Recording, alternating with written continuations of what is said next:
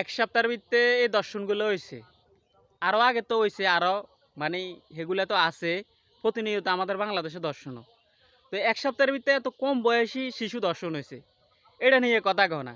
শুধু ওই যে হুজুরে কি করছে, টুপি পাঞ্জাবি আলারা কি করছে, জামাত কি করছে, এনসিপি কি করছে, আঙ্গদাসের ওই যে মানে গোলাম আছে না কোক গে নেতাকে ফাঁটা শোষে, এমনকি নেতাকে টুনটুনি সই খাই বাঁচি থাকে, এমনকি নেতারা হেগুনের বাবা, মানে হেতারা শুধু হেগিন করে। কিন্তু দেশে যে কত অপকর্ম গড়ে লেদা লেদা হোলানের উপরে কি কত দুর্নীতি কত সাঁদাবাজি এমনকি কত গাদ্দারি করে, হেগিনের কোনো কথা কয় না।